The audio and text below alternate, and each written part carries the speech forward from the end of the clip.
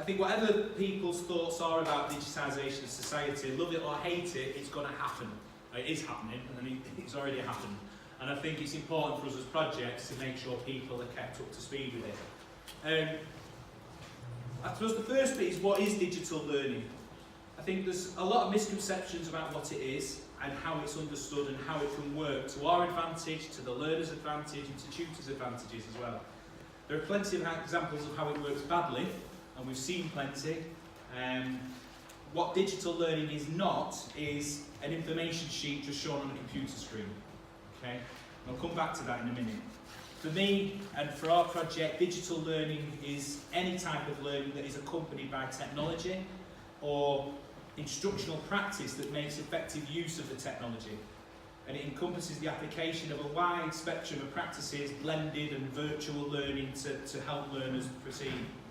I think digital learning is sometimes confused with e-learning, or it's more than that. It's not just an online course, it's what we do with it. So for example, there are different methods of digital learning. We've got adaptive learning, we've got badging, if you like badges. There's lots of digital badges we can all acquire through different channels. Blended learning opportunities. We've got a combination of that classroom. For me, we're not trying to replace the tutor. This is to accompany good provision, and it should be part of a good provision offer. E-textbooks, learning analytics, mobile learning. We've all got mobile phones, we've all got tablets and everything else. It's there with us all the time. Online learning, open educational resources, stuff we can download, so everything's there at our fingertips. Digital learning is about time. It's about, we can do it whenever we want.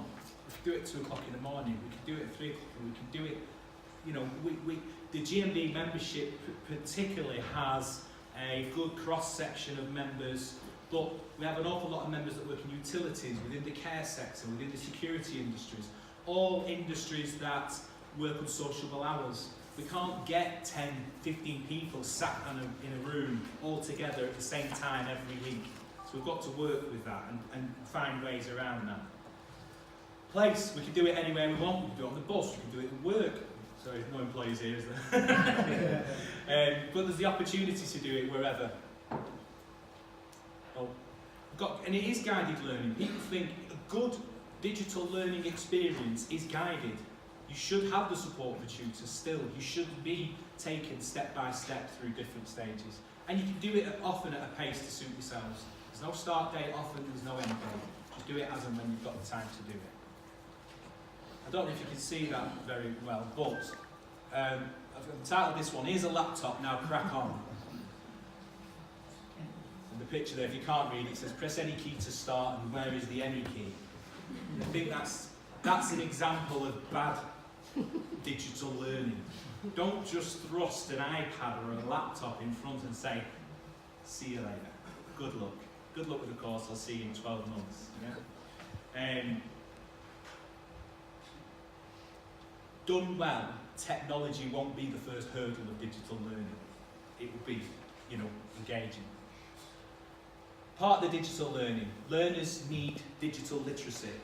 So by that, the word literacy alone generally refers to reading and writing skills.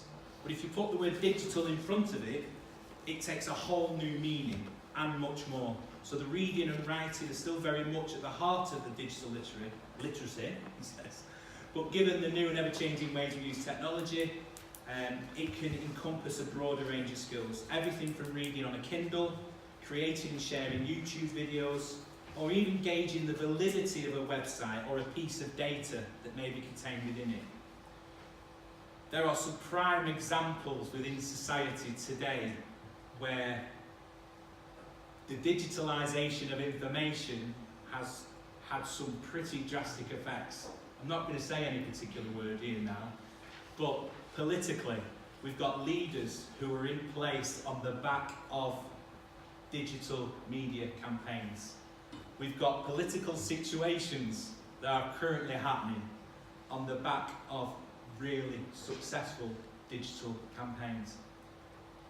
You can't, whatever you think about how that campaign was run and what the result of those campaigns are, they were successful, they achieved their goal. They engage so many people as part of that process. And I think it's part of our role to allow people to understand and to interpret that information and where to go for other information if we're not 100% certain. There was a quote there that just tickled me when I was sort of preparing something for this, and it said 60% of internet pages contain misleading information, which was Thomas Edison. Learners need new literacies. At the same time, newspapers are declining, mobile phone use is growing. It's estimated now that more people in the world today have access to a phone than a nearby toilet. It's a really odd fact, but it's true. 6 out of 7 people compared to 4.5 out of 7. So 6 out of 7 people have got access to information, to mobile phone. Even in Africa, where there are fewer cell phone subscriptions, mobile devices are still used across the board for banking, bill paying and social communication. I think who needs these skills are important for us as a project. We've got around 28% of those over the age of 60 have no internet access whatsoever. We'll come on to a little bit of that in a second and how we might be able to address that. 54% of those over the age of 60 lack the basic digital skills.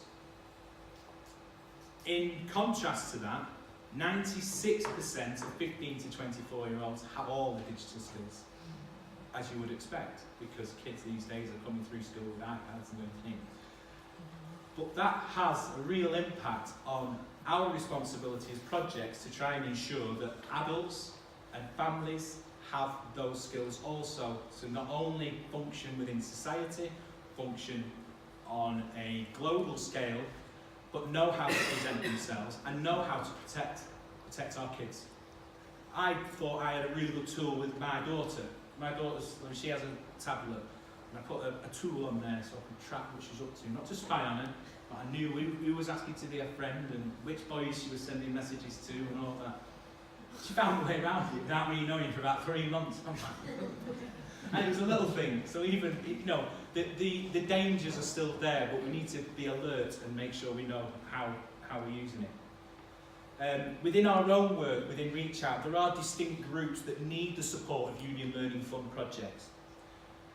I think the younger generation, yes, there are still those within the younger generation that need that support, disabled, those with maybe mental health issues and things like that, where we need to do more work to assist them in understanding the impacts of digital, the way they present themselves digitally.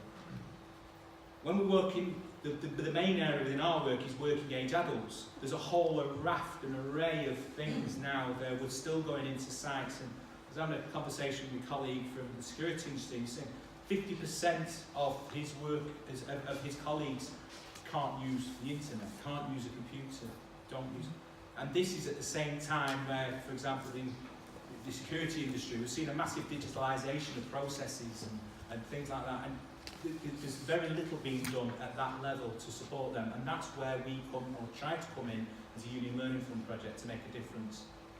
I think access to welfare support. Universal credit, you can only get it online. How many people is that excluding? My work within the Blackpool Centre, we're currently seeing around 60 to 70 people a week are coming through the doors because they can't get online. You just need access to a computer. Now I'm pleased to say I've been talking to our friend from the libraries, who I will plug later, because obviously they've got an initiative within Northern Ireland themselves to try and help address those skills. Paying bills have to be done online, access to work, employment opportunities. 75% of jobs are advertised online. So when we get into these situations with redundancies and things like that, that's a massive piece of our redundancy support work, is that it needs to be online. That's as important as having your maths, your English. We need to have you online. We need to get your presence somehow in, or accessing you some way.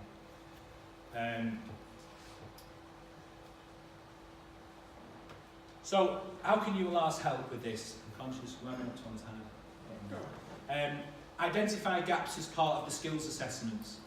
Partner with online learning providers. I'd like to show you very quickly one of the ones that we're using in a second. Partner with developers. What we found when we were doing this work is actually there's a fairly inexpensive way of working with developers who want to develop their own platforms and need help doing it. They might have the technical knowledge, but they don't have the skills to present the information, which I think our union learning reps and project workers have, and that's really helped us. And that's been our bargaining chip with some of them. Engaging with the national campaigns, running specific events around the digital campaigns. Invite corporate partners, I've called them, to run sessions. So within our project we have Barclays Bank, NatWest Bank, we have not so much corporate organisations, but we have who will come in and look at digital banking, online banking, a free resource to Union Learning Fund projects. Work to develop our own material to branch out there and help others take the fear out of IT. As you can see, I am a fan of IT and I am a fan of digital learning, but it doesn't replace all the other stuff. I think it works so beautifully when done well alongside the traditional methods. These are some of the key ones that I know, and the ones I'm sharing with you now.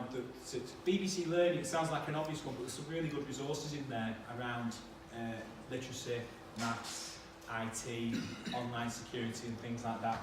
100% free, a perfect signposting tool. Our friends at Open University won't go unmentioned. Clearly they've got a great platform there, not only for the higher education opportunities, but for those that aren't familiar with the Open Learn platform, there's loads of resources within there that providers have shared from all over the world on different issues, and you'll be amazed about the range of topics that sit on there. And again, it's a free resource that our members can access and just try and infuse them into a culture of learning to engage them. Learn My Way, for those who may run through the Good Things Foundation, another really good tool. Maths assessment, English assessments, all can be done online in a non-threatening way and taken through.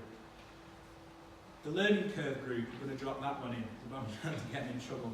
I know a lot of you here are part of bigger unions nationally. What we've tried to do as a project is said, actually, if we're offering, if you've got an offer for our members in Nottingham or Manchester or Liverpool, we want the same offer. I'm not too concerned around that funding for that, as far as you're concerned. There are opportunities there, and we have managed to engage some in those opportunities. We have committed to providing some online learning materials to our members in Northern Ireland. Ranks I'll come back to in a minute, it's slightly different, and that's an interesting one. And the other one we use quite regularly is the website called Alison, which has been developed quite a lot lately. And again, a really, really good resource. And if you're not familiar with it, just Google Alison Learning, and you'll see a whole raft of materials there that you can just signpost members to. I'm going to attempt just to give